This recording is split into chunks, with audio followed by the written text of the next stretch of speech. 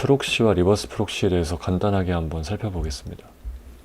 우선 프록시 먼저 살펴볼 텐데요. 서버가 있죠. 클라이언트랑 서버가 있습니다. 한번 써줄게요. 이렇게 요청을 보내죠. 클라이언트에서 서버로. 그럼 응답이 오겠죠. 서버에서 클라이언트로. 이게 가장 단순한 구조인데 프록시는 중간에 한 놈이 더 끼는 거예요. 프록시가 이제 대리, 중개 이런 느낌이거든요. 얘를 서버가 아니라 한번 택배라고 한번 생각을 해봅시다. 그러면은 송신자가 있을 거고요. 수신자가 있을 거예요. 그래서 가장 단순한 형태는 직거래죠. 직거래. 근데 중간에 중고나라가 낍니다. 중고나라가 아니라 중개업체가 낍니다. 중고나라는 직거래도 많이 하니까. 근데 중개업체를 통해 가지고 택배를 끼고서 보낸다고 쳐볼게요. 그냥 뭐 택배 거래라고 생각할게요. 어렵게 생각을 안 하고 택배라고 그냥 생각합시다. 거래를 하는데 직거래가 아니라 택배예요. 택배. 그러면 나는 실제로는 택배원한테 물건을 줍니다. 물건을 줘요. 그럼 택배원이 수신자한테 갖다 줍니다. 그러면은 수신자는 송신자 얼굴을 볼 일이 없겠죠. 수신자 입장에서는 택배원이 나한테 준 거예요. 송신자가 준 게 아니라. 그런 식으로 전송을 하는데 다른 놈 시켜가지고 한번 중개해서 보내는 게 바로 프록시입니다. 클라이언트도 여기 프록시 서버를 끼고 보내는 거예요. 이거를 왜 쓰냐? 뭐 VPN 같은 거 있죠. VPN 버추얼 프라이빗 네트워크. 원래 클라이언트 아이디가 IP가 1.1.1인데 포트까지 디테일하게 브라우저에서 만약에 요청 보내면은 랜덤 포트 열어주죠. 그럼 프록시 서버한테 보내는데 프록시는 2.2.2.2예요. 받아가지고 얘가 또 랜덤 포트 열어가지고 보내주면은 서버는 이번에 3.3.3.3입니다. 그럼 서버 입장에서는 얘가 보낸 건데 IP가 이걸로 뜨겠죠. 그러니까 얘가 보낸 줄 모르는 거죠. 택배랑 상황이 똑같습니다. 수신자는 송신자 얼굴을 모르기 때문에 택배원이 줬다라고 생각을 하겠죠. 네, 뭐 주소 보면 나온다, 뭐 송신자 이름 써있다 이런 거 말고 그냥 단순히 얼굴을 보고 말고로 생각을 해주세요. 존재를 보냐 안 보냐로. 그래야 말이 들어왔습니다. 그래서 여기는 얘는 이제 1.1.1.1의 존재 자체를 볼 수가 없다. 얘 입장에서는 얘가 갖다 준 거다. 갖다 준 사람, 갖다 준 서버. 그래서 프록시는 한번 끼고 가는 겁니다. 그래서 내 IP 노출이 안 돼요. 그리고 또 뭐 이건 언제 또 쓰냐면은 사내 네트워크 같은 데서 요청을 보낼 때마다 검열을 할 수가 있겠죠. 이렇게 하면 예를 들어서 사내 서버예요. 사내 서버, 사내 컴퓨터. 사내 컴퓨터에서 나가기 전에 한번 검사를 맡아요. 실제 목적지 가기 전에. 얘가 막 자료를 어디다 빼돌릴 수도 있잖아요. 그죠? 그러니까 어떤 요청을 보내면은 여기가 만약에 엑스타컴이다. 그러면 오케이 보내주는 거죠. 그럼 엑스타컴으로, 어딘가에 있는 엑스타컴으로. 근데 얘가 만약에 y.com으로 보내려고 해요. 그것도 이제 얘가 OK에서 보내줘요. 두 개는 지금 용인을 했습니다. 그리고 누가 여기다 보냈는지 기록도 할 수 있겠죠. 얘가 1.1.1이고 사내 컴퓨터 열어야 되니까 2.2.2.2고 1.1.1.1은 X로 보냈고 2.2.2.2는 Y로 보냈고 기록을 할 수 있겠죠. 프록시가. 그리고 z.com은 블랙리스트여서 전달을 안 해줄 수 있겠죠. 얘가 z.com으로 왔어요. 보내달라고 했어요. 프록시가 자를 수 있겠죠. 그럼 요청이 안 나갑니다. 뭐 이런 식으로 써먹을 수 있고 대충. 리버스 프록시는 뭐냐? 이제 송신자, 수신자 그대로 있어요. 그대로 있어요. 거의 똑같아요. 근데 송신자가 이제 직접 와가지고 수신자한테 주려고 했어요. 근데 수신자가 사장이에요. 회사 사장. 그래서 앞에 비서가 받아줘요. 비서가. 송신자가 사장한테 주려고 했는데 비서가 받아줍니다. 그러면은 이 회사 사장 입장에서 이제 비서가 받아주는 거죠. 여기는 보내는 사람 입장에서 한 명 대리인을 낀 거고, 얘는 받는 사람 입장에서 대리인을 낀 거예요. 입장의 차이죠. 구조가 똑같지만. 그래서 얘가 대리를 한 게 아니라 얘가 얘를 대리한 겁니다. 얘한테 대리를 시킨 겁니다. 그래서 이렇게 돼요. 컴퓨터를 복붙을 떠가지고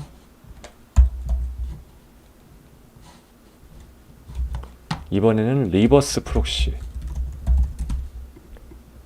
그럼 클라이언트는 1.1.1.1에다가 33,000 똑같은데 얘는 요청을 엿다 보냈어요. 2.2.2.2에다가. 얘 입장에서는 1.1.1.1 기록이 됐습니다. 왔다고 떴어요. 실제 서버는 3.3.3.3이고 여기 80으로 해줄게요. 80인데 뭐 여는 거면 다르겠죠. 대충 이렇게 해주고요. 네, 대충 이렇게 해주고 이제 여기까지가 서버입니다. 반대로 여기는 반대로 여기는 서버는 여기에요. 영역이 다르죠. 얘는 서버가 송신자를 알 수가 없습니다. 실제 송신자를. 여기는 서버가 실제 송신자를 알 수 있어요. 왜냐면 이거 다 서버 거니까. 리버스 프록시도 이 서비스 주인이 같이 운영을 하고 있겠죠. 그래서 입장의 차이입니다. 거꾸로 받을 때 대리인을 낄 것인지 보낼 때 대리인을 낄 것인지 그거를 생각하면 될 것 같아요. 그럼 얘를 왜 쓰냐? 왜 굳이 한번 거치냐? 프록시는 뭐 필터링하고 뭐 이런 식으로 내 아이디, IP 숨기고 이런 용도인 거 알겠는데 얘는 왜 하냐면 서버에 요청이 갑자기 막 들어와요. 갑자기 막 초당 10만 개 요청이 들어온다 칠게요. 만 개나 할게, 만 개. 만 개도 빡세요. 만 개가 들어와요, 만 개가. 근데 컴퓨터가 터진 거예요. 리버스 프록시가 없었어요. 그냥 1만 요청 와서 터졌어요. 그러면 클라이언트는 이제 얘가 종료돼가지고 정상적인 서비스 이용이 안 되겠죠. 원래 요청은 항상 피크 타임에 팍 열잖아요. 뭐 예매를 한다든지 이런 게 대표적인 예죠. 그 예매할 때, 예매가 아니라 막 이벤트 같은 거 할 때, 이벤트 선착순 이벤트 이런 거 할 때 피크 타임에 딱 몰리죠. 원래 1만 들어오다가 뭐 50만이 들어올 수도 있고 100만이 들어올 수도 있고, 그럼 100배가 늘어나는 겁니다. 그럼 터지면 끝나죠. 그래서 얘를 서버를 여러 개를 둬야 됩니다. 여러 개를. 그러면 한 대가 터져도 두 번째 애가 일을 하면 돼요. 두 대가 터져도 세 번째가 있고요. 이러면 클라이언트 입장에서 조금 느려질지언정 터지진 않겠죠. 근데 문제가 뭐냐면은 이렇게 쓰면은 포트가 다 바뀌어야 돼요. 그죠? 이미 포트 쓰고 있으니까 포트 똑같은 거 쓰면은 already used address 이런 거 뜨겠죠. bind fail 나겠죠. 그래서 앞에 리버스 프록시라는 걸 두고요. 얘가 요청을 앞에서 다 받습니다. 혼자. 그리고 실제 처리는 뒷단에다가 위임을 해줘요. 그러면은 이 서버는 실제 로직을 처리하는 데잖아요. 그러니까 이제 처리 하나하나가 오래 걸리겠죠. 오래 걸립니다. 무겁겠죠, 더. 근데 리버스 프록시는 그냥 지나만 가요. 앞에서 받아주고 지나만 갑니다. 지나만 가기 때문에 되게 빨라요. 그냥 쓱 지나가면 끝이니까. 쓱 지나가면 그냥 끝나버리죠. 그렇기 때문에 얘는 부하를 4대분을 당연히 견딜 수 있겠죠. 그러면서도 얘가 알아서 좀 한가한 서버에다가 요청을 분산시킵니다. 얘가 알고리즘 따라서 알아서 엿다 주든 자동으로 해줍니다. 이거를 로드 밸런싱이라고 하죠. 로드 밸런싱.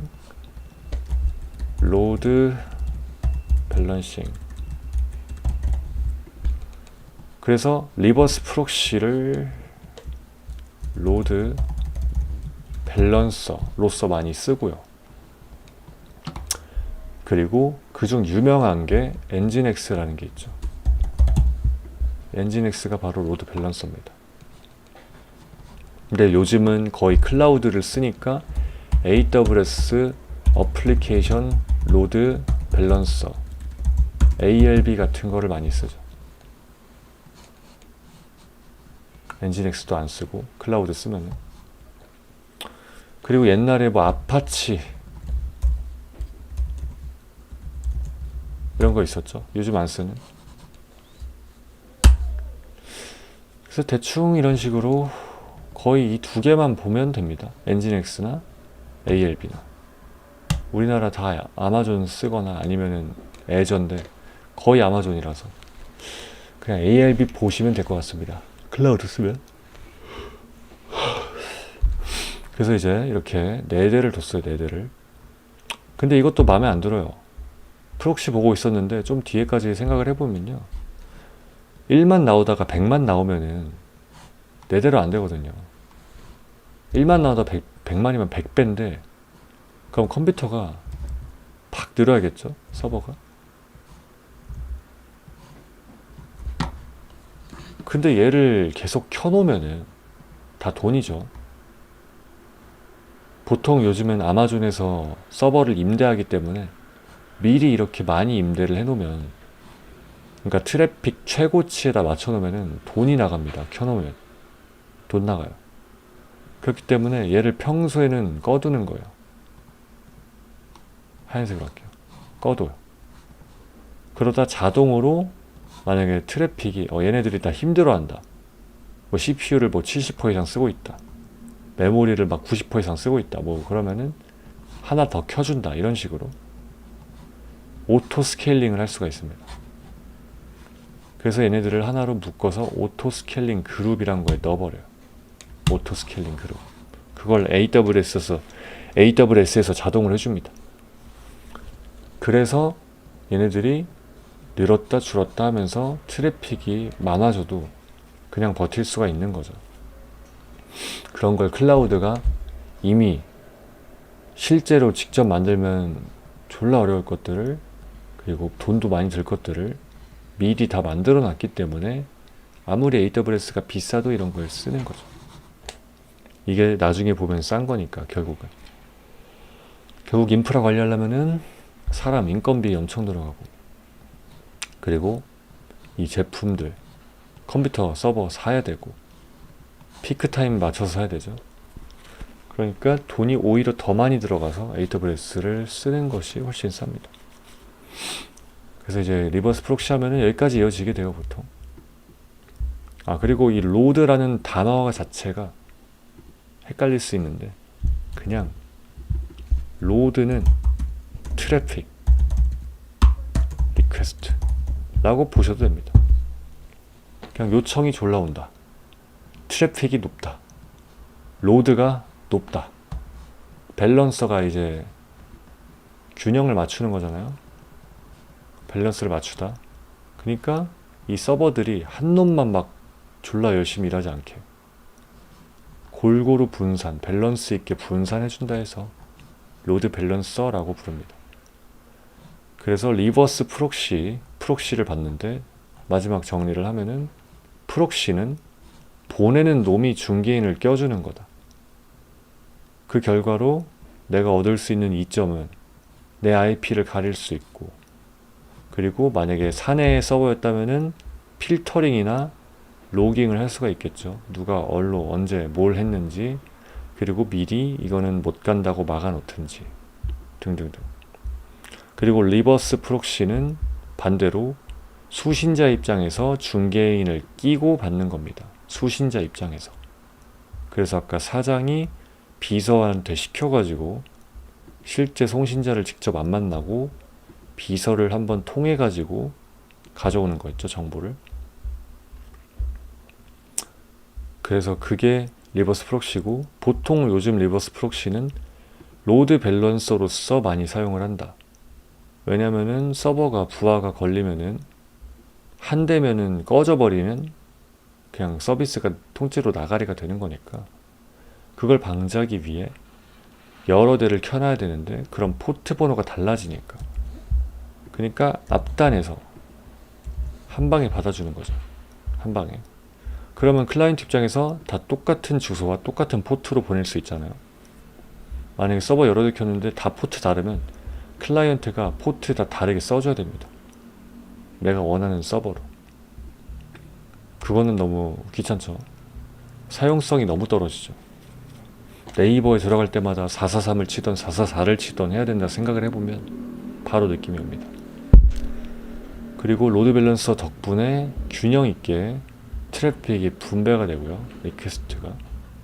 그래서 더 안정적으로 돌릴 수 있고, 마지막으로 클라우드, AWS 같은 걸 쓰면은 오토 스케일링 가능하기 때문에 내가 서버를 뒤에다가 몇십 대, 몇백 대를 놓고 리버스 프록시 갖다가 로드 밸런서 갖다가 밸런스 있게 요청을 전달해 줄 수 있죠. 그래서 이 리버스 프록시는 그저 위임을 할 뿐입니다. 거의 로직이 없어요. 그렇기 때문에 여러 대 거를 받아줄 수가 있죠. 물론 나중에는 로드 밸런서를 또 여러 대를 늘려서 쓸 수도 있지만 일단은 여기까지만 생각을 하면 될 것 같습니다.